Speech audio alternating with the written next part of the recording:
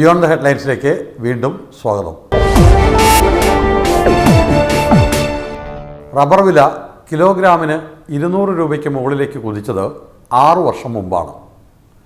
അന്ന് റബ്ബറിന് കിട്ടാവുന്ന ഏറ്റവും നല്ല വിലയായിരുന്നു ഇത്. പക്ഷേ ഇന്നിതാ റബ്ബർ വില ഇടിഞ്ഞു വീണിരിക്കുന്നു. മറ്റ് കൃഷികൾ മാറ്റി റബ്ബർ വെച്ചുപിടിപ്പിച്ച കർഷകരെ ദുരിതത്തിലാഴ്ത്തി റബ്ബറിൻ്റെ വില കിലോഗ്രാമിന് 100 രൂപയിലും താഴെയെത്തി. സംസ്ഥാനത്തെ ചെറുകിട നാമമാത്ര കർഷകരെയും നമ്മുടെ സമ്പദ് വ്യവസ്ഥയെയും ഈ വിലയിടിവ് എങ്ങനെ ബാധിക്കുന്നു എന്നന്വേഷിക്കുകയാണ് ബിയോണ്ട് ദി ഹെഡ്ലൈൻസ് ആദ്യം.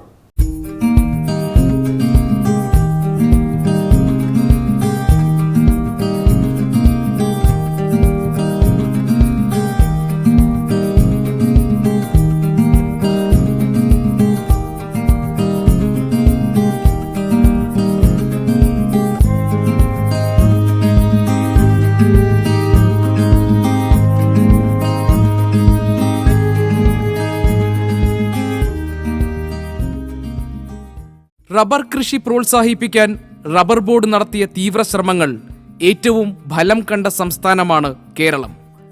കോട്ടയത്തും പത്തനംതിട്ടയിലും പിന്നെ കുടിയേറ്റക്കാർ കടന്നുവന്ന വടക്കൻ ജില്ലകളുടെ മലയോരങ്ങളിലും ഒതുങ്ങി നിന്ന റബ്ബർ കൃഷി പിന്നീട് വയനാടടക്കമുള്ള ഇതര ജില്ലകളിലും പടർന്നു പന്തലിച്ചു. ഉറപ്പുള്ള വരുമാന മാർഗമായി റബ്ബർ കൃഷി മാറിയപ്പോൾ മരച്ചീനി മുതൽ നിരവധി ഭക്ഷ്യവിളകൾ വിളഞ്ഞിരുന്ന ഈ പ്രദേശങ്ങൾ റബ്ബർ തോട്ടങ്ങളായി മാറി.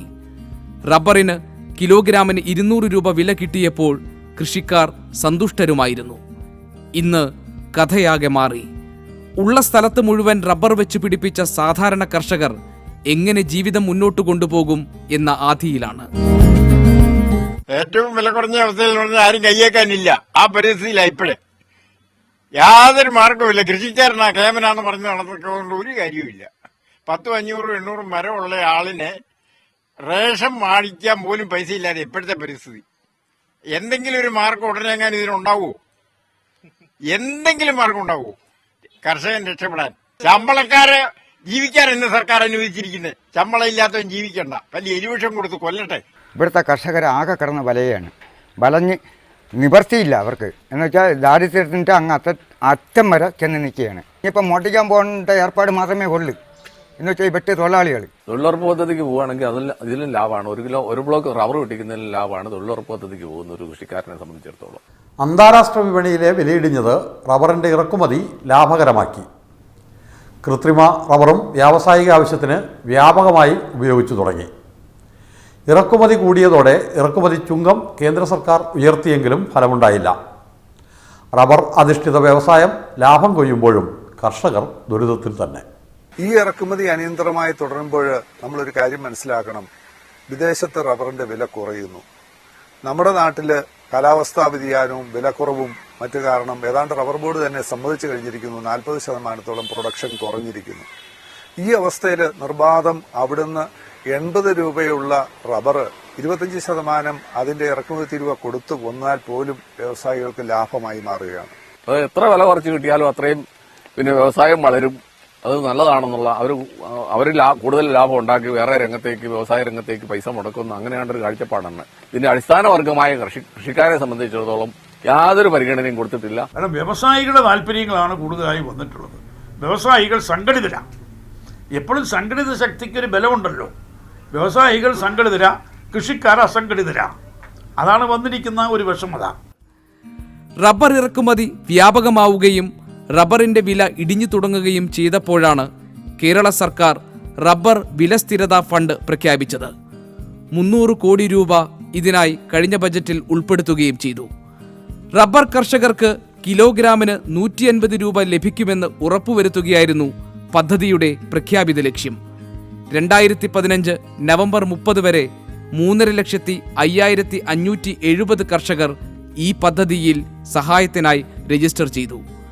പക്ഷേ നാളിതുവരെ വിതരണം ചെയ്യാൻ കഴിഞ്ഞത് 35 കോടി രൂപ മാത്രം. സഹായം തേടി കർഷകർ നെട്ടോട്ടം തുടരുകയാണ്. ഞാൻ റബ്ബർ ബോർഡിൻ്റെ സംഘത്തിൽ രജിസ്റ്റർ ചെയ്ത ഒരു വ്യക്തിയാണ്. ജൂലൈ മാസത്തിൽ രജിസ്റ്റർ ചെയ്ത ഒരാളാണ് ഞാൻ. ഈ ജൂലൈ മാസത്തിൽ ഞാൻ രജിസ്റ്റർ ചെയ്തിട്ട് ഞാൻ 3 ബില്ലുകൾ ഞാൻ റബ്ബർ ബോർഡിന് സബ്മിറ്റ് ചെയ്തിട്ടുണ്ടായിരുന്നു. ഇപ്പോൾ 4ാമത്തെ ഒരു ബില്ല് എൻ്റെ കയ്യിൽ തന്നെ വെച്ചിട്ടുണ്ട്. എനിക്ക് ഇതുവരെയും ഈ പറഞ്ഞ സംവിധാനം എനിക്ക് കിട്ടിയിട്ടില്ല. ആ 150 പ്രസ്താവനയുള്ളൂ ഞങ്ങളുടെ കൈകളിൽ എത്തിയിട്ടില്ല. പിന്നെ ഞങ്ങൾ തന്നെ ചെയ്യുന്നത് ബോർഡിന്റെ പ്രവർത്തനം എന്നതാ? ബോർഡിന്റെ പ്രവർത്തന ചെയർമാൻ ഉണ്ടോ? ഏതായാലും കൃഷിക്കാർ ബില്ലും കൊണ്ട് പുറകെ ബില്ലുമായിട്ട് RPC വരിക, RPC അത് ശരി ചെയ്ത് RPC പ്രസിഡന്റ് ബോധ്യപ്പെട്ട് ഒപ്പിട്ട് കമ്പ്യൂട്ടർ സെന്ററിൽ കൊണ്ട് കൊടുക്കുക, കമ്പ്യൂട്ടർ സെന്ററിൽ നിന്ന് വീണ്ടും അത് അവിടുന്ന് ചെയ്ത് കഴിഞ്ഞ് വീണ്ടും റീജിയണൽ ഓഫീസിൽ കൊണ്ട് കൊടുക്കുക. ഇതൊരു പ്രക്രിയയായിട്ട് സ്ഥിരം ഒരാൾ ഇതിനുവേണ്ടി തന്നെ പുറകെ നടക്കണം, RPCന്റെ ഒരാൾ. ഇതെല്ലാം കഴിഞ്ഞു കഴിഞ്ഞാലും പൈസ ബാങ്കിലോട്ട് വരണമെങ്കിൽ വളരെ വളരെ താമസമാണ്. കണക്ക് പറഞ്ഞത് 3 ലക്ഷത്തിലേറെ കർഷകർ രജിസ്റ്റർ ചെയ്തു. 92,592 കർഷകർക്ക് ഓൺലൈനായി 40 കോടി രൂപ കൊടുത്തു. 3 മാസം കൊണ്ട് ഇത്രയും പേര് രജിസ്റ്റർ ചെയ്തെങ്കിൽ ആ രജിസ്റ്റർ ചെയ്യുന്നതിനും റബ്ബർ ബോർഡിന്റെ വെരിഫിക്കേഷൻ നടത്തുന്നതിനും ഉണ്ടായ കാലതാമസമാണ്. അതായത് ഗവൺമെന്റിനെ സംബന്ധിച്ച് വലിയ കാലതാമസമൊന്നും ഉണ്ടായിട്ടില്ല ഈ കാര്യത്തിൽ. ഇതിന്റെ സ്റ്റാർട്ടിംഗ് ട്രബിൾ എന്നുള്ളത് മാത്രമേ ഉള്ളൂ. ഇനി മറ്റൊരു ആകെ ഒരു പ്രതീക്ഷയുള്ളത്, ഒരു വിള ഇൻഷുറൻസ് സ്കീം കേന്ദ്ര ഗവൺമെന്റ് പ്രഖ്യാപിക്കുകയാണെങ്കിൽ അതിവിടെ കർഷകന് വളരെ ഏറെ ആനുകൂല്യങ്ങൾ കിട്ടുന്ന ഒരു കാര്യമായിരിക്കും. വിദേശ രാജ്യങ്ങളിൽ, പ്രത്യേകിച്ച് തായ്ലൻഡ് പോലുള്ള പട്ടാള ഭരണം നടക്കുന്ന രാജ്യത്ത് ഈ വിള ഇൻഷുറൻസ് സ്കീം വളരെ വളരെ ഭംഗിയായി നടന്നു പോകുന്നുണ്ട്. അത് കലാമിറ്റി വന്നാലും ടാപ്പിംഗിന് പോയാലും ഏത് വിധത്തിൽ കർഷകന് നഷ്ടം സംഭവിച്ചാലും അവന് സ്ഥിരമായ ഒരു വില കിട്ടത്തക്ക രീതിയിൽ ഗവൺമെന്റ് അവനെ സേഫ് ഗാർഡ് ചെയ്യുന്നു. സംസ്ഥാനത്ത് റബ്ബർ ഉൽപ്പാദനത്തിൻ്റെ ഗണ്യമായ പങ്കുള്ള കോട്ടയം ജില്ലയുടെ സമ്പദ്ഘടനയെ ഈ വിലയിടിവ് കാര്യമായി ബാധിച്ചിട്ടുണ്ട്. റബ്ബർ ഉൽപ്പാദനം ഏതാണ്ട് നിന്ന മട്ടിലായതോടെ ജില്ലയുടെ എല്ലാ മേഖലകളിലും സാമ്പത്തിക മാന്ദ്യം പ്രകടമായി തുടങ്ങി. കോട്ടയം, പത്തനംതിട്ട ജില്ലകളുടെ സമ്പദ് വ്യവസ്ഥയുടെ നട്ടെല്ലാണ് റബ്ബർ ഉൽപ്പാദനം. റബ്ബറിന്റെ വിലയിടിവ് ഈ ജില്ലകളെ സാരമായി ബാധിച്ചു കഴിഞ്ഞു. കച്ചവട മേഖലയിൽ ഇത് വളരെ പ്രകടമായി കഴിഞ്ഞു. കേരളത്തിൽ ഏറ്റവും കൂടുതൽ ബെൻസ് കാറുകൾ വിൽക്കുന്നത് കോട്ടയത്താണെന്നത് ഇന്നൊരു പഴങ്കഥയായി. നിർമ്മാണ മേഖലയും പ്രതിസന്ധിയിലാണ്. 50% കൂടുതൽ സെയിൽസ് മാർക്കറ്റിൽ ഡൗൺ ആയി. നമുക്കറിയാം, ഈ തിരക്കും കാര്യങ്ങളും ഉച്ചവരെ മാർക്കറ്റിൽ ഒരു വൈകിട്ട് 8 മണിയായാൽ അടയ്ക്കാൻ പറ്റാത്ത സമയമുണ്ട് ചില ദിവസം. ഇപ്പം മാർക്കറ്റ് താഴോട്ട് ഇറങ്ങിക്കഴിഞ്ഞാൽ മെയിൻ മാർക്കറ്റിൽ ഒരു 3 മണി 2:30 3 ആകുമ്പോൾ ഫ്രീ ആകും. 5 മണിക്ക് മുമ്പ് കടയടച്ച് പോകുന്ന അവസ്ഥയാണ് താഴോട്ടുള്ള മാർക്കറ്റ് ഹോൾസെയിൽ ഡിവിഷൻ മുഴുവൻ നടക്കുന്നത്. ക്രിസ്മസിന് തന്നെ ഞങ്ങൾ വലിയ പ്രതീക്ഷയൊന്നുമില്ല. എന്നാലും കോട്ടയം ആയതുകൊണ്ട് ക്രിസ്മസിന് സാധാരണയുള്ള ഒരു ബിസിനസ് കിട്ടുന്നല്ലാതെ വലിയ തകർപ്പൻ ബിസിനസ് ഒന്നും പ്രതീക്ഷിക്കുന്നില്ല. ഇപ്പോൾ ഈ 3 ഡിസ്ട്രിക്റ്റ് നോക്കിയാൽ പത്തനംതിട്ട, ഇടുക്കി, കോട്ടയം, ഈ 3 ഡിസ്ട്രിക്റ്റിൽ ആണ് ഈ റബ്ബറിന്റെ വില ഏറ്റവും കൂടുതൽ എഫക്റ്റ് വന്നിരിക്കുന്നതെന്നാണ് എനിക്ക് തോന്നുന്നത്. കൃഷിമേഖലയെ ഏകവിളത്തോട്ടങ്ങളായി മാറ്റുന്നതിന്റെ ദുരന്താനുഭവം കൂടിയാണ് ഇത്. മറ്റു രാജ്യങ്ങളിൽ കൃഷിപ്പിഴ ഉണ്ടായാലേ ഇവിടെ കൃഷി ആദായകരമാകൂ എന്ന അവസ്ഥയിൽ നിന്ന് മാറി സുസ്ഥിരമായ സ്വന്തം കാർഷിക സംസ്കാരം വളർത്തിയെടുക്കേണ്ടതിന്റെ ആവശ്യകതയിലേക്കുള്ള ചൂണ്ടുപലകയുമാണ് ഇത്. കോർപ്പറേഷനുകളെക്കുറിച്ചുള്ള അന്വേഷണം ബിയോണ്ട് ദ ഹെഡ്ലൈൻസ് ഈ ലക്കത്തിലും തുടരുന്നു. മാലിന്യം തന്നെയാണ് കൊല്ലം നഗരത്തിലെ ജനങ്ങൾ നിത്യജീവിതത്തിൽ നേരിടുന്ന പ്രധാന പ്രശ്നമെന്നാണ് മീഡിയ വൺ കൊല്ലം ബ്യൂറോയുടെ കണ്ടെത്തൽ.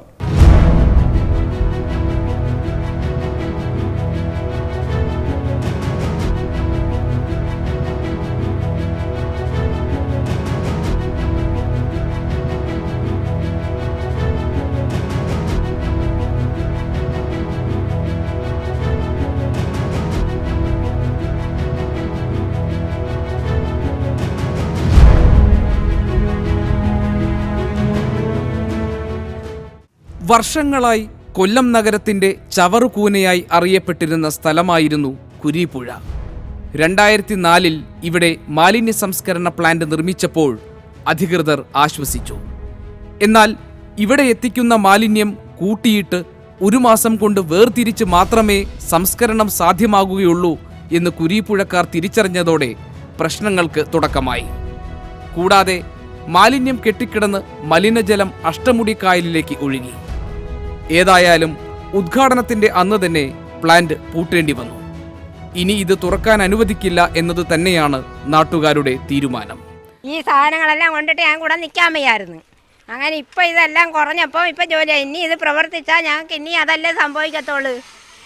അന്നേരം ഞങ്ങൾ ഈ ജോലി അങ്ങനെ ചെയ്യും. ഇവിടെ വീടുകളുടെ ഇരുത്ത സമയത്ത് ഇതെല്ലാം കെട്ടിയ സമയത്ത് ഭയങ്കര ഈച്ചയും കൊതുവും വാടയൊക്കെ ആയിരുന്നു. ഞങ്ങൾ ആഹാരമൊക്കെ അങ്ങ് കൊണ്ടുവച്ചാൽ കഴിച്ചത്. പിന്നെ ഞങ്ങൾ സമരം എടുത്ത് കുറച്ചൊക്കെ ഇത് കുറഞ്ഞ്. ഇനി ഇവിടെ ഇത് പ്രവർത്തിക്കാൻ പറ്റത്തില്ല. ഞങ്ങൾ അത്താഴ പട്ടിണിക്കാരെ, ഞങ്ങൾക്ക് ജോലി ചെയ്ത് കഴിയണം. ഞങ്ങളെപ്പോലുള്ളവർക്ക്, ഞങ്ങളുടെ കുഞ്ഞു മക്കൾക്കും ഞങ്ങളുടെ അമ്മമാർക്കും വയസ്സായവർക്കും ഞങ്ങളെപ്പോലുള്ളവർക്കും എല്ലാം ശ്വാസം മുട്ടൽ, ത്വക്ക് രോഗങ്ങൾ, മറ്റുള്ള തരത്തിലുള്ള അസ്വസ്ഥതകൾ, ഞങ്ങളുടെ കുടിക്കുന്ന വെള്ളം, മറ്റുള്ള ഈച്ച, പ്രാണികൾ, ഞങ്ങളുടെ വീട്ടിൽ വെളിയിൽ നിന്നുള്ള ആളുകൾ ഞങ്ങളുടെ വീട്ടിലൊരു സന്ദർശനത്തിന് വന്നാൽ പോലും ഒരു തുള്ളി വെള്ളം കുടിക്കാനോ ഒരു നേരത്തെ ആഹാരം കഴിക്കാനോ ഞങ്ങളുടെ അവിടെ വീട്ടുകളിൽ വരുന്നവർ ആരും ഇഷ്ടപ്പെടുന്നില്ല എന്നുള്ളതാണ് മറ്റൊരു സത്യം. ഇപ്പോൾ ഞങ്ങൾക്ക് ഒന്നുമില്ലെങ്കിൽ സ്വസ്ഥമായിട്ട് ആഹാരം കൊണ്ട് ഇരുന്ന് കഴിക്കാം. മറ്റേ ഈച്ച, കൊതുക്, പാറ്റ അങ്ങനെ തുടങ്ങിയ പ്രാണികളൊക്കെ കൊണ്ട് ഞങ്ങൾ വീട്ടിനകത്ത് കിടന്നുറങ്ങാൻ പോലും വയ്യാത്ത ഒരു സിറ്റുവേഷനായിരുന്നു. നിലവിൽ കോർപ്പറേഷൻ സ്വീവേജ് പൈപ്പ് ലൈനിന്റെ നിർമ്മാണ പ്രവർത്തനം ദിവസങ്ങൾക്ക് മുൻപ് പുനരാരംഭിച്ചിട്ടുണ്ട്. കുരീപ്പുഴയിലെ മാലിന്യ പ്ലാന്റിലേക്കാണ് ഇത് നീളുന്നത്. എന്നാൽ പ്ലാന്റിന്റെ 1 കിലോമീറ്റർ അകലെ നിർമ്മാണ പ്രവർത്തനം തടയാനാണ് സമരസമിതിയുടെ തീരുമാനം. ഇപ്പോൾ സീവേജിൻ്റെ പൈപ്പ് ഇടുന്നുണ്ട്. ആനന്ദവലീശ്വരം വരെ അതിൻ്റെ പൈപ്പ് ഇട്ടിട്ടുണ്ട്. അവിടെ നിന്ന് ഇങ്ങോട്ട് കൊണ്ടുവരുമെന്നാണ് പറയുന്നത്. ജനങ്ങൾ യാതൊരു കാരണവശാലും നെല്ലുമുക്കിന്ന് അകത്തോട്ട് വരുന്ന വഴിക്ക് ഞങ്ങൾ തടയും. എത്ര പേരുടെ ജീവൻ പൊലിയേണ്ടി വന്നാലും ബാക്കിയുള്ള കുഞ്ഞുങ്ങളെങ്കിലും രക്ഷപ്പെടുമല്ലോ എന്ന് ഓർത്ത് ഞങ്ങളെല്ലാവരും തടയാനായിട്ട് നിൽക്കുകയാണ്. ഇവിടുത്തെ ജനങ്ങൾ സ്വൈരമായി ജീവിച്ചു കൊണ്ടിരിക്കുകയാണ്, യാതൊരുവിധ പ്രശ്നങ്ങളും യാതൊന്നുമില്ലാതെ. പക്ഷെ ഇപ്പോൾ നമുക്ക് കാണാൻ സാധിക്കുന്നത് ഈ കക്കൂസ് മാലിന്യത്തിൻ്റെ പൈപ്പുകൾ ഇപ്പോൾ തോപ്പിക്കട ഇറങ്ങിക്കഴിഞ്ഞു. ഇത് ജനങ്ങളെ പറ്റിക്കാൻ വേണ്ടിയിട്ടുള്ള ഒരു ശ്രമം. കാരണം കുരീപ്പുഴയിൽ ഒരിക്കലും ഇത് നടക്കില്ല എന്ന് അവർക്ക് വ്യക്തമായി അറിയാം. കാരണം കുരീപ്പുഴ ജനങ്ങൾ സമരത്തിന് തയ്യാറെടുത്തിരിക്കുകയാണ്. ഒരു തരത്തിലുള്ള മാലിന്യ പ്രശ്നങ്ങളും മാലിന്യം തരമായിട്ടുള്ള ഒരു പ്രവർത്തനവും ഇവിടെ നടക്കില്ല. ആ പ്രദേശത്തുള്ള ആളുകളെ കൂടി വിശ്വാസത്തിലെടുത്ത് അവരൊരു ബോധവൽക്കരണം നടത്തി ഇത് നമ്മുടെ നാടിൻ്റെ ആവശ്യമാണെന്ന് ബോധ്യപ്പെടുത്തി ഇതുകൊണ്ട് അവർക്ക് നാട്ടുകാർക്കൊരു പ്രശ്നം ഉണ്ടാകുന്നില്ല എന്ന് ബോധ്യപ്പെടുത്തിയാൽ തീർച്ചയായും അവരും സഹകരിക്കുമെന്നാണ് എൻ്റെ വിശ്വാസം. പ്ലാന്റിലേക്ക് മാലിന്യം കൊണ്ടുപോകുന്നതിനായി 55 ഓട്ടോറിക്ഷകളും ടിപ്പർ അടക്കമുള്ള വാഹനങ്ങളും കോർപ്പറേഷൻ വാങ്ങിക്കൂട്ടിയിരുന്നു. ഇതിനായി കോടികൾ ചിലവാക്കി. പ്ലാന്റ് പ്രവർത്തിപ്പിക്കാനാകാതായതോടെ ഇവ പോളയത്തോടുള്ള ശ്മശാനത്തിലേക്ക് മാറ്റി. ഇവയെല്ലാം ശ്മശാനത്തിൽ കെട്ടിക്കിടന്ന് നശിക്കുകയാണ് ഇപ്പോൾ.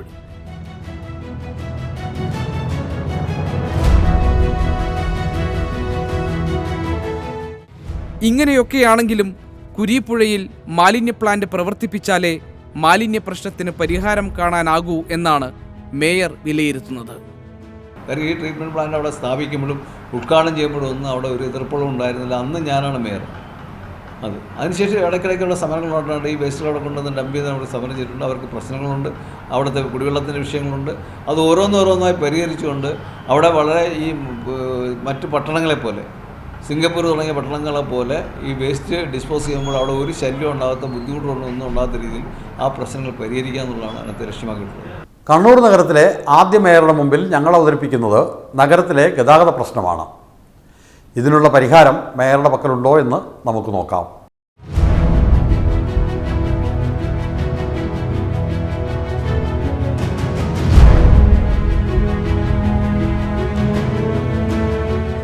കേരളത്തിൻ്റെ ഒരു ബൈപ്പാസ് ഇല്ലാത്ത ജില്ലാ ആസ്ഥാനമാണ്, ബൈപ്പാസ് റോഡില്ലാത്ത ജില്ലാ ആസ്ഥാനമാണ് കണ്ണൂർ. 148 വർഷം പാരമ്പര്യം പറയുന്ന UDF മാറി മാറി ഭരിച്ചിട്ടും ഈ ഒരു കാര്യത്തിൽ ഒരു ദീർഘവീക്ഷണത്തോടുള്ള കാഴ്ചപ്പാടുകൂടി കണ്ണൂരിലെ വരുന്ന ജനങ്ങൾക്ക് ഈ റോഡ് വികസനം എന്ന കാഴ്ചപ്പാട് ഒരു വിദൂരമായ കാഴ്ചപ്പാട് ഒരു ഭരണാധികാരിക്കും കഴിഞ്ഞ കാലങ്ങളിൽ ഉണ്ടായിരുന്നില്ല. AKG ആശുപത്രി മുതൽ നമ്മൾ കാൾടെക്സ് വരെയുള്ള സ്ഥലം, ആ സ്ഥലത്ത് ഏറ്റവും കൂടുതൽ വാഹനങ്ങൾ പോകുന്ന ഒരു ഏരിയയാണ്. ആ റോഡ് വെട്ടിപ്പൊളിച്ച് അതുപോലെ തന്നെ നമ്മുടെ കുടിവെള്ളത്തിന് വേണ്ടി പൈപ്പിട്ട് ആ പൈപ്പിട്ടിട്ട് താൽക്കാലികമായിട്ട് അത് അടച്ചിരുന്നെങ്കിലും ആ പൈപ്പ് നിരവധി തവണ പൊട്ടിയതിൻ്റെ ഫലമായി റോഡ് മുഴുവൻ നടുവിലേക്കാണ്, നമ്മുടെ റോഡിൻ്റെ നടുവിലാണ് പൈപ്പിട്ടിട്ടുള്ളത്. ആ പൈപ്പ് പൊട്ടിയതിൻ്റെ ഫലമായി റോഡ് നടുവിൽ തന്നെ പിളർന്ന് വളരെയധികം ബുദ്ധിമുട്ടുകൾ, അതുപോലെ തന്നെ വെള്ളം റോഡിൽ കെട്ടിക്കിടക്കുന്ന കാഴ്ച, റോഡുകൾ പൊട്ടിപ്പൊളിയുന്ന കാഴ്ച, ഇതൊക്കെയാണ് നമ്മൾ ദിവസവും കാണുന്നത്. ഒരു ബൈപ്പാസ് പോലുമില്ലാത്ത ഈ നഗരത്തിലെ തകർന്ന റോഡുകളും അശാസ്ത്രീയമായി നിർമ്മിച്ച ഡിവൈഡറുകളും അനധികൃത പാർക്കിങ്ങും ഫുട്പാത്തിലെ കച്ചവടവുമെല്ലാം ഗതാഗത സംവിധാനം താറുമാറാക്കിയിരിക്കുന്നു. താഴെ ചൊവ്വയിൽ റെയിൽവേ ഓവർബ്രിഡ്ജ് ഇല്ലാത്തതും ഡിവൈഡർ ഇല്ലാത്തതും ഗതാഗത കുരുക്കിന് കാരണമാകുന്നു. ഇതിനു പുറമെ അനധികൃതമായി നിർമ്മിച്ച കെട്ടിടങ്ങൾ റോഡിലേക്ക് തള്ളി നിൽക്കുന്നത് മൂലമുള്ള പ്രശ്നങ്ങൾ വേറെ. അനധികൃത കെട്ടിടം എന്ന് പറയുന്ന പച്ചയായ അഴിമതി നടത്താനുള്ള ഒരു വേദിയാക്കിയിട്ടാണ് ഈ കണ്ണൂർ നഗരസഭ ഇക്കാലം അത്രയും നടത്തിക്കൊണ്ടിരിക്കുന്നത്. ഇപ്പോഴും 5 or 6 പ്രമാദമായ ബിൽഡിംഗ് വിജിലൻസ് കേസുമായി ബന്ധപ്പെട്ട് ഉടലുകയാണ്. ഇതിനെല്ലാമുള്ള പരിഹാരം എന്താകും എന്ന ചോദ്യമാണ് നാട്ടുകാർക്ക് മേയറോട് ചോദിക്കാനുള്ളത്. AKG മുതൽ പ്ലാസ വരെ ഒരു ഫ്ലൈ ഓവർ, അത് നമ്മളെ ഡ്രീം പ്രൊജക്റ്റാണ്. കണ്ണൂരിൻ്റെ ഗതാഗത കുരുക്ക്, കണ്ണൂർ ടൗണിലെ ഗതാഗത കുരുക്ക് പരിഹരിക്കുന്നതിന് വേണ്ടിയിട്ടുള്ള ഒരു പദ്ധതിയാണ്. അതിന് ചെറിയൊരു തടസ്സം നിൽക്കുന്നത് റെയിൽവേൻ്റെ അനുമതിയാണ്. അത് കിട്ടിക്കഴിഞ്ഞിട്ടുണ്ടെങ്കിൽ അത് യാഥാർത്ഥ്യമാക്കും. മേലേച്ചുവ അണ്ടർപാസ്, ഇത് പറഞ്ഞിട്ടുണ്ട്, അണ്ടർപാസ് നിർമ്മിക്കുന്നതിനാവശ്യമായിട്ടുള്ള നടപടികൾ എടുക്കും. കോഴിക്കോട് നഗരത്തിൽ ജോലി ചെയ്യുന്നവരും നഗരത്തിൽ വന്നു പോകുന്നവരുമായ സ്ത്രീകളുടെ ഏറ്റവും പ്രധാന പ്രശ്നം പ്രാഥമിക ആവശ്യങ്ങൾ നിർവഹിക്കാനുള്ള സൗകര്യമില്ലായ്മയാണ്. ഇത് അത്ര വലിയ കാര്യമല്ല എന്ന് കരുതുന്നതിനാൽ ആവാം കോഴിക്കോട് മേയർ VKC മുഹമ്മദ് കോയ ഇതേക്കുറിച്ച് സംസാരിക്കാൻ തയ്യാറായില്ല. പലപ്പോഴും ഒരു പുരുഷൻ്റെ പ്രശ്നമല്ല അത്. ഇപ്പോൾ പൊതുയിടത്തിൽ മൂത്രമൊഴിക്കാൻ പാടില്ലാത്തതാണെങ്കിലും ഫൈൻ അടയ്ക്കേണ്ടി വരുമെങ്കിൽ പോലും ആളുകൾ മൂത്രമൊഴിക്കുന്നുണ്ട്, ആരും ഒരു ഫൈനും അടയ്ക്കേണ്ടി വരുന്നുമില്ല. വ്യാപകമായിട്ട് ആൾക്കാർ വഴിയിൽ കണ്ടോടത്ത് തന്നെയാണ് മൂത്രമൊഴിച്ചുകൊണ്ടിരിക്കുന്നത്. അതിനൊരു ബുദ്ധിമുട്ട് പുരുഷനെ സംബന്ധിച്ചിടത്തോളം ഉണ്ടാകുന്നില്ല. എന്നാൽ നമ്മുടെ സാമൂഹ്യ സാഹചര്യത്തിൽ സ്ത്രീകൾ വഴിയിലിരുന്ന് തുണി നോക്കി മൂത്രമൊഴിക്കാറില്ല. അതുകൊണ്ട് സ്ത്രീകളെ സംബന്ധിച്ചിടത്തോളം അതൊരു വലിയ പ്രശ്നം തന്നെയാണ്. അവർക്ക് ടോയ്ലറ്റ് ഫെസിലിറ്റി ഉണ്ടാവണം, ഉള്ള ടോയ്ലറ്റ് വൃത്തി ഉണ്ടാവണം. ദിവസേന ഈ നഗരത്തിൽ ജോലിക്കായും പലവിധ ആവശ്യങ്ങൾക്കായും എത്തുന്ന സ്ത്രീകളുടെ എണ്ണം ഏറെയാണ്. ഇവർക്കെല്ലാം പ്രാഥമിക ആവശ്യങ്ങൾ നിർവഹിക്കാൻ ഒരിടം എന്നത് ഈ നഗരത്തിൻ്റെ പ്രധാന അജണ്ടയിലില്ല. ഈ തെരുവിലെ കടകളിൽ 10-12 മണിക്കൂർ തൊഴിലെടുക്കുന്ന സ്ത്രീകൾക്ക് മൂത്രമൊഴിക്കാനുള്ള സൗകര്യമൊരുക്കുന്നതിൽ സ്ഥാപന ഉടമകൾക്കും വലിയ താല്പര്യമില്ല. മനുഷ്യനായിട്ട് തൊഴിലാളികളെ കാണുന്നില്ല, പരിഗണിക്കുന്നില്ല എന്നല്ലേ ഞാൻ പറയുന്നത്. രാവിലെ 9:30 മണിക്ക് വന്നാൽ 7:30 മണിക്ക് വരെ ഇവർക്ക് മൂത്രം വയ്ക്കാനുള്ള സൗകര്യം ഇല്ലാനുള്ളതാണ്. ഒരു ബിൽഡിങ്ങിലും ഇല്ല. മിഠായി തെരുവിൽ തന്നെ എത്രയോ ബിൽഡിങ്ങുകളുണ്ട്. ഈ ബിൽഡിങ്ങിലൊക്കെ തന്നെ ബിൽഡിംഗ് സാങ്ഷൻ കൊടുക്കണമെങ്കിൽ തന്നെ അതിനകത്ത് ഓരോ ഫ്ലോറിലും ടോയ്ലറ്റ് സൗകര്യം ഉണ്ടായിരിക്കണം, ടോയ്ലറ്റ് കാണിക്കണം. അപ്പോൾ ബിൽഡിങ്ങിൻ്റെ ലൈസൻസ് കിട്ടാൻ വേണ്ടി കൊടുക്കുമ്പോൾ അവിടെ ടോയ്ലറ്റ് ഉണ്ടാവും. പക്ഷേ ലൈസൻസ് കിട്ടിക്കഴിഞ്ഞാൽ അതൊരു കച്ചവട കടയായിരിക്കും, ഫാൻസി കടയോ അല്ലെങ്കിൽ എന്തെങ്കിലും റെഡിമെയ്ഡ് കടയായിരിക്കും. കൊമേഴ്സ് ബിൽഡിംഗ് പ്ലാൻ പാസ്സാക്കുകയാണെങ്കിൽ അതിൻ്റെ എത്ര നമ്പേഴ്സ് അവിടെ ആ ബിൽഡിംഗ് എത്ര ആൾക്കാർ ഉപയോഗിക്കുന്നുണ്ട്, ആ ഉപയോഗിക്കുന്നതിൻ്റെ കൺസെപ്റ്റ് അനുസരിച്ച് പിന്നെ ആണുങ്ങൾക്ക് വേറെ പെണ്ണുങ്ങൾക്ക് വേറെ അങ്ങനെ ടോയ്ലറ്റ് സംവിധാനം കൊടുക്കണം. പെൺകൂട്ടിൻ്റെ നേതൃത്വത്തിൽ 2011 കോഴിക്കോട്ട് നടന്ന സമരത്തിൽ ഒരു വിഷയം മൂത്രപ്പുര തന്നെയായിരുന്നു. 2010 നടന്ന പെൺകൂട്ടിന്റെ മൂത്രപ്പുര സമരം, അതവിടെ ഒരു തൊഴിലാളി പ്രശ്നമായിരുന്നു, ഒരു സ്ത്രീകളുടെ പ്രശ്നമായിരുന്നു, രണ്ടുമായിരുന്നു. ഈ മിഠായി തെരുവിലൊക്കെ പല ടോയ്ലറ്റും അതിൻ്റെ രൂപം അത് പുരുഷന് മാത്രം ഉപയോഗിക്കാൻ കഴിയുന്ന രീതിയിലാണ് സ്ട്രക്ചർ ഉള്ളത്. അപ്പോൾ ഉപയോഗിക്കാൻ കഴിയില്ല. അപ്പോൾ അത്തരം പ്രശ്നങ്ങൾ നിലനിൽക്കുന്നുണ്ട്. അതാണ് തൊഴിലാളി സ്ത്രീകൾക്ക്, തൊഴിലാളികൾക്ക് ഇത് പ്രാവർത്തികമായിട്ട് അനുഭവിക്കണമെങ്കിൽ എല്ലാ ബിൽഡിങ്ങിലും നിലവിലുള്ള ഓരോ ഫ്ലോറിലും ടോയ്ലറ്റ് സൗകര്യം ഉണ്ടായിരിക്കണം. ഈ വിഷയത്തെക്കുറിച്ച് നിരവധി തവണ ബിയോണ്ട് ദ ഹെഡ്ലൈൻസ് കോഴിക്കോട് മേയറുമായി ബന്ധപ്പെട്ടെങ്കിലും അദ്ദേഹം പ്രതികരിക്കാൻ തയ്യാറായില്ല.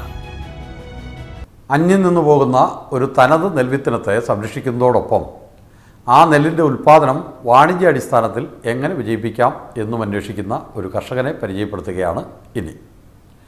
പാലക്കാട് ചിറ്റൂരിലെ നാരായണൻ ഉണ്ണിയാണ് ആ കർഷകൻ.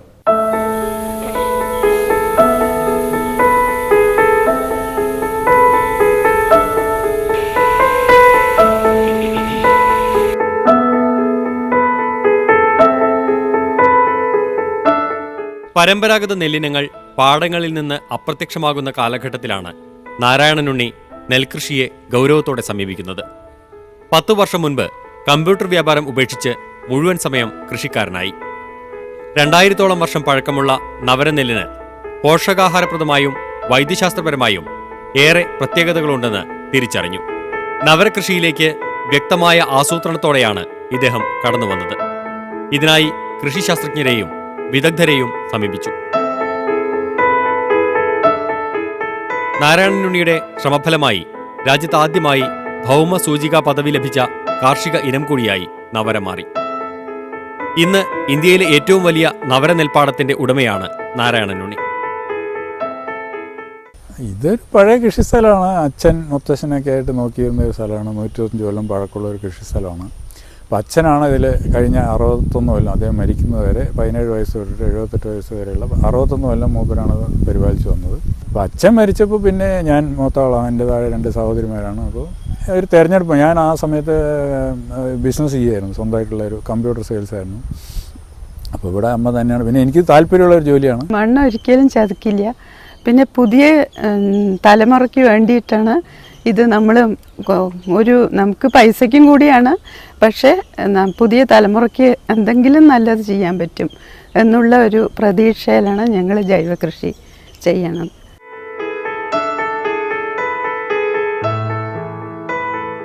ഔഷധ ഗുണങ്ങൾ ഏറെയുണ്ടെന്ന് നിരവധി ശാസ്ത്രീയ പഠനങ്ങൾ തെളിയിച്ച നെല്ലിനമാണ് നവര. 60 ദിവസം കൊണ്ട് വിളവെടുക്കാമെന്നതാണ് നവരനെല്ലിന്റെ ഒരു പ്രത്യേകത. വെള്ളം എല്ലാ സമയത്തും ഇല്ലെങ്കിലും മണ്ണിന് ഈർപ്പം വേണം. ഞാറു പറിച്ചു നടുന്ന കൃഷിരീതിയില്ല. മുളച്ച വിത്തുകൾ ചെളിയിൽ വിതയ്ക്കുകയാണ് പതിവ്. ഒരു ഘട്ടത്തിലും യന്ത്രങ്ങൾ ഉപയോഗിക്കാറില്ല. 12 ഏക്കറിൽ പൂർണ്ണമായും ജൈവ കൃഷിരീതിയാണ് അവലംബിക്കുന്നത്. വർഷങ്ങളായി കൂടെയുള്ള തൊഴിലാളികൾ ഇതിന് സാക്ഷ്യപത്രം നൽകുന്നു. നവരൻ്റെ തന്നെ ഞാൻ ചെയ്തിരുന്നത്, വേറെ പണിയൊന്നുമല്ല. നവരൻ്റെ നമ്മൾ ആദ്യമൊക്കെ ആയിട്ട് ഇവിടെ കമ്പോസ്റ്റ് വളമൊക്കെ അങ്ങനെ ഉണ്ടാക്കിയിട്ട് പച്ചക്കറികളൊക്കെ ഇങ്ങനെ കൊണ്ടുവരുമല്ലോ. പച്ചക്കറികളൊക്കെ കൊണ്ടുവന്നിട്ട് അതിന് എന്താണ് മണ്ണര പറയുന്ന സാധനമുണ്ട്, അത് ഏട്ടൻ പോയി കൊണ്ടുവന്നിട്ട് ഞങ്ങൾ അതിനെയൊക്കെ പിന്നെ വളമൊക്കെ എടുക്കും. വളമൊക്കെ അതിനെയൊക്കെ തിരഞ്ഞെടുത്തിട്ട് അങ്ങനെ എടുത്തിട്ട് പഞ്ചം കുറച്ച് വലുതാകുന്ന സമയത്ത് അതിനെ കണ്ടത്തിൽ കൊണ്ടുവിടും. പച്ചക്കറിൻ്റെയാണത്, അല്ലാണ്ട് വേറെ വളങ്ങൾ അങ്ങനെയല്ല. പിന്നെ തൂപ്പുകൾ, നമ്മൾ പച്ചത്തൂപ്പുകളൊക്കെ ഉണ്ടായില്ലേ, ആ തൂപ്പൊക്കെ വെട്ടി കണ്ടത്തിൽ കൊണ്ടിടും. പിന്നെ വേറെ മരുന്നുകൾ അങ്ങനെയില്ല. പിന്നെ ചാണകം കിട്ടിയ അങ്ങനെ ഉണ്ടെങ്കിൽ അത് മാത്രം ഇടും, പിന്നെ വേറെ ഒന്നും ഞങ്ങൾ ഇടില്ല. ഇത് ശാഷ്ടികശാലി 60 ദിവസം കൊണ്ട് മൂപ്പത്തി കൊയ്യാൻ പാകമാവുന്നൊരു ഇനം നെല്ലാണ് നവര. അത് മുളപ്പിച്ചിട്ട്, വിത്ത് മുളപ്പിച്ചിട്ട് ചളിയിൽ വിതയ്ക്കുകയാണ് ചെയ്യുന്നത്. അത് കഴിഞ്ഞിട്ട് നമ്മളിപ്പോൾ കളയുണ്ടെങ്കിൽ കള പറിച്ച് നിൽക്കുക. അതോടൊപ്പം പിന്നെ ചാഴികളൊക്കെ അവസാനം കതിരായിട്ട് ചാഴി വരുമ്പോൾ നമ്മളിവിടെ അവലംബിക്കുന്ന ഒരു മാർഗ്ഗം എന്ന് വെച്ചാൽ പല മാർഗ്ഗങ്ങൾ ഒന്ന് ചെയ്യും. ഈ ചെണ്ടുമല്ലി, തുളസിയൊക്കെ നമ്മൾ വെച്ചിട്ടുണ്ട് ഇവിടെ വരമ്പുകളിൽ കാണാം. അത് ഒരു പരിധി വരെ അതൊക്കെ ഈ ചാഴികളെയും ഒക്കെ കുറച്ച് കീടങ്ങളെയൊക്കെ അകറ്റും. ഉണ്ണി നവര ഫാം എന്ന പേരിലാണ് അരിയും മറ്റു ഉൽപ്പന്നങ്ങളും വിൽക്കുന്നത്. 1 കിലോ അരിക്ക് വില 400 രൂപ. നേരത്തെ വീട്ടിൽ നിന്ന് കുത്തി അരിയാക്കുകയായിരുന്നു. ഇപ്പോൾ സ്വകാര്യ മില്ലുകളെ ആശ്രയിക്കുകയാണ്. അവിൽ, തവിട് പോലുള്ള മൂല്യവർദ്ധിത ഉൽപ്പന്നങ്ങളും ലഭ്യമാണ്. ആവശ്യക്കാർ നവര തേടി വീട്ടിലെത്തും. ഇതുകൂടാതെ വെബ്സൈറ്റ് വഴിയും വാണിജ്യ സാധ്യതകൾ പ്രയോജനപ്പെടുത്തുന്നുണ്ട്. www.navara.navara.in വെബ്സൈറ്റ് ഉണ്ട്, അത് നോക്കിയിട്ട് ആൾക്കാരുണ്ട്. ആ വെബ്സൈറ്റിൽ ഇപ്പോൾ നമ്മൾ കഴിഞ്ഞ 3 മാസമായിട്ട് ഒരു ഓൺലൈൻ പർച്ചേസിനുള്ള പ്രൊവിഷൻ കൊടുത്തിട്ടുണ്ട്. അപ്പോൾ അതിൽ തന്നെ അവർക്ക് ഓർഡർ ചെയ്യാം. നവരയുടെ നമ്മുടെ UNF എന്നാണ് brand name. Navara foundation trust എന്ന സംവിധാനം കൂടി നാരായണനുണ്ണിയുടെ ശ്രമഫലമായി രൂപമെടുത്തു. കൂടാതെ നവരകൃഷിയെക്കുറിച്ചുള്ള അവബോധ ക്ലാസുകളും ഇദ്ദേഹം നടത്തുന്നുണ്ട്. നിരവധി അംഗീകാരങ്ങളും നാരായണനുണ്ണിയെ തേടിയെത്തിയിട്ടുണ്ട്.